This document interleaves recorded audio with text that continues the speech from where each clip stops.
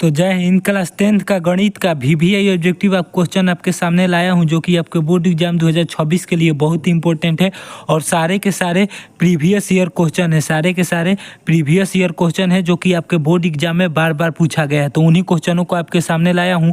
बिना देरी किए अपने पहले नंबर क्वेश्चन की ओर बढ़ते हैं। पहला क्वेश्चन है हम लोगों का, सभी प्राकृतिक संख्याओं के संग्रह शून्य समेत को क्या कहते हैं। पूछ रहा है दोस्त कि सभी प्राकृतिक संख्याओं के संग्रह और शून्य समेत को क्या कहते हैं। तो सभी प्राकृतिक संख्या कैसा होता है, प्राकृतिक संख्या 1 से चालू होता है दोस्त, 1 2 3 डॉट डॉट अनंत तक।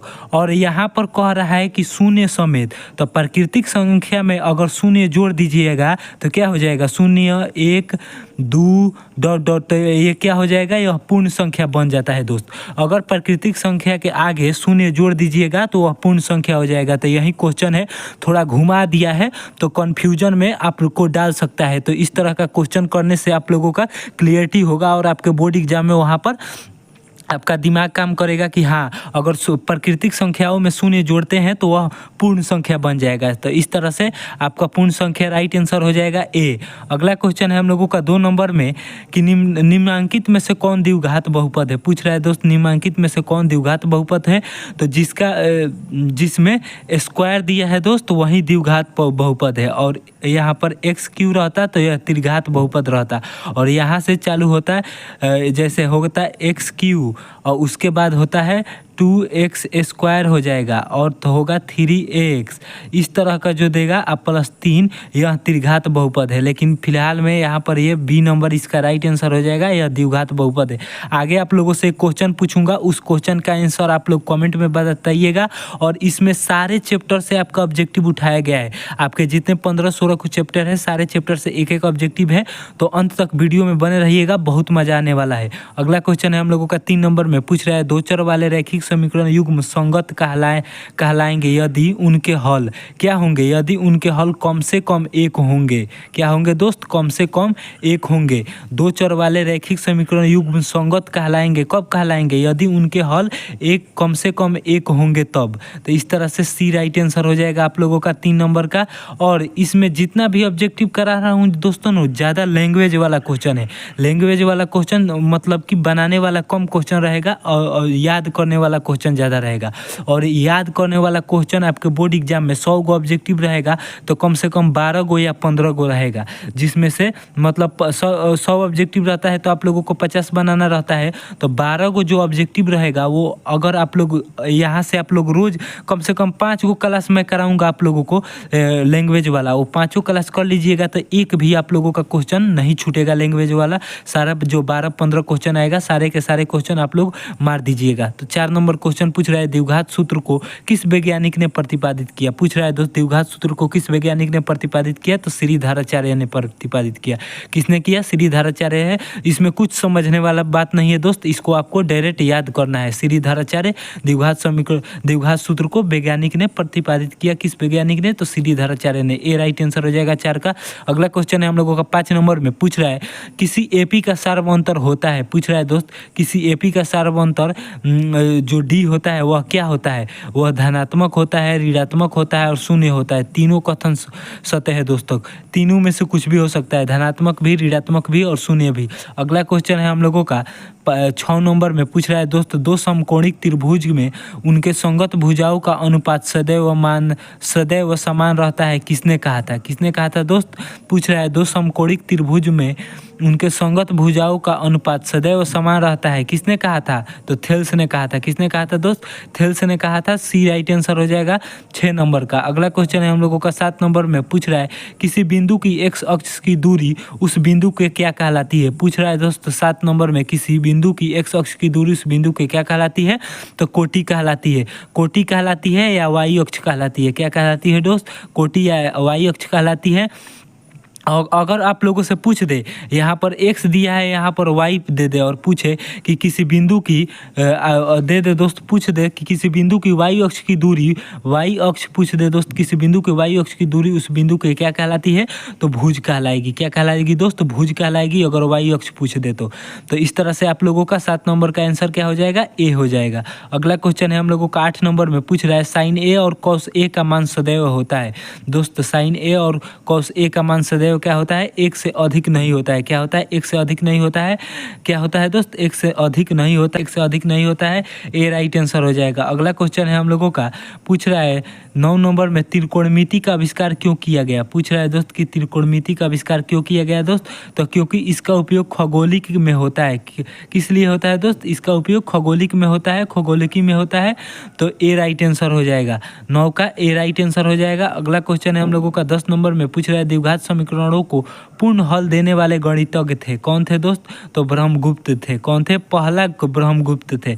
यहाँ पर आप लोगों से इस तरह से क्वेश्चन पूछेगा कि द्विघात समीकरणों को पूर्ण हल देने वाले गणितज्ञ, पहले गणितज्ञ कौन थे? तो ब्रह्मगुप्त थे, जो 7वीं सदी, 6ठी 7वीं सदी के आसपास दिए थे।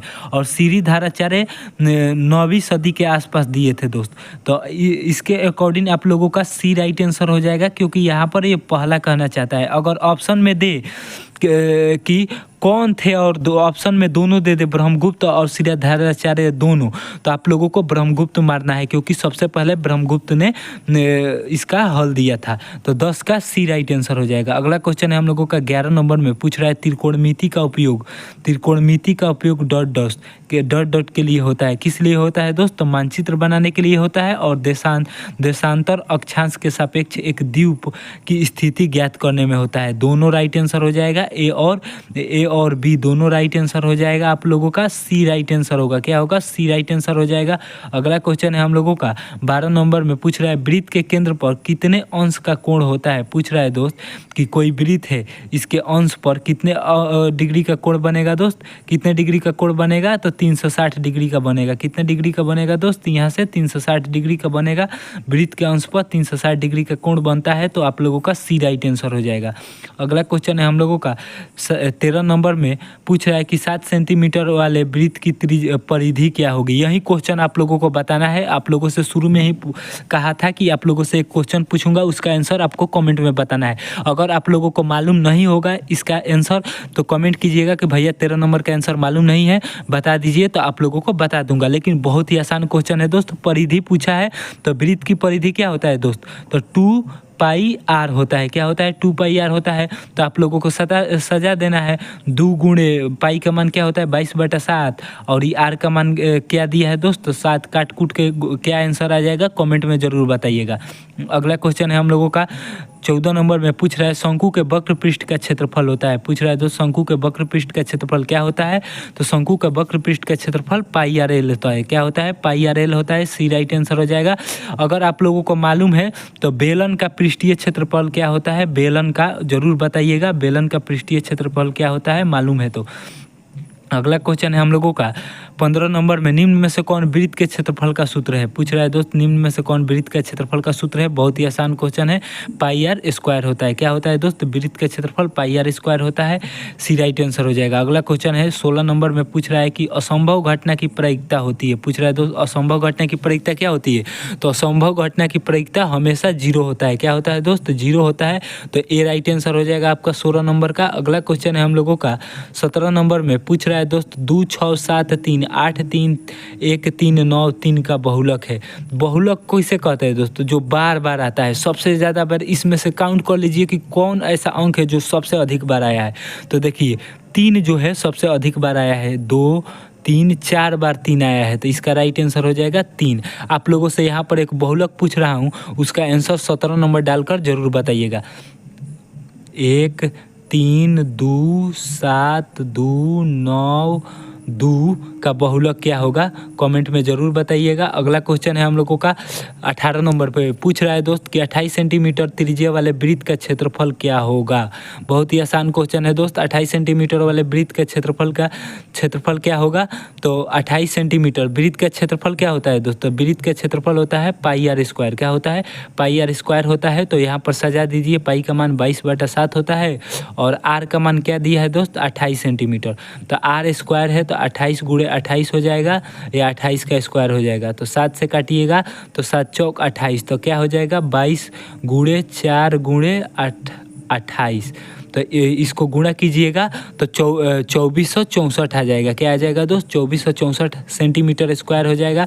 सेंटीमीटर स्क्वायर यहाँ पर इसलिए होगा क्योंकि क्षेत्रफल दिया है, क्षेत्रफल दिया जाता है तो वहाँ पर स्क्वायर हो जाता है। अगर घन देगा तो वहाँ पर क्यू हो जाएगा। अगला क्वेश्चन है हम लोगों का 19 नंबर में, पूछ रहा है निश्चित घटना की प्रायिकता क्या होती है। पूछ रहा है दोस्त निश्चित घटना की प्रायिकता क्या होती है। तो निश्चित घटना की प्रायिकता हमेशा एक होती है। क्या होती है, एक होती है। बी राइट आंसर हो जाएगा।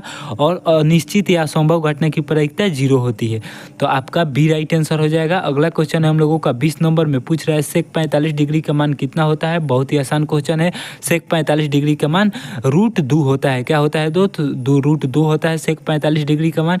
20 क्वेश्चन में से आप लोगों का कितना क्वेश्चन सही हुआ है कमेंट में जरूर बताइएगा। और जितना भी क्वेश्चन आप लोगों से पूछा हूँ उन क्वेश्चन का आंसर कमेंट बॉक्स में जरूर बताइएगा। अगला किस टॉपिक पर वीडियो चाहिए, टॉपिक का नाम कमेंट में जरूर लिखिएगा। या सब्जेक्टिव का बहुत कल से सब्जेक्टिव का सुबह में 7 बजे आप लोगों का सब्जेक्टिव क्वेश्चन आ जाएगा। तो सब्जेक्टिव क्वेश्चन भी करते जाइएगा। पहले 2 नंबरिया क्वेश्चन आएगा जिसे लघु उत्तरीय कहते हैं। और लघु उत्तरीय जब कंप्लीट करा दूंगा तो दीर्घ उत्तरीय आएगा। या हो सकता है बीच बीच में संडे को दीर्घ उत्तरीय भी ला सकता हूँ। तो सुबह 7 बजे जरूर देखिएगा। मिलते हैं अगले टॉपिक में दोस्त, नए टॉपिक के साथ नए वीडियो में। जय हिंद।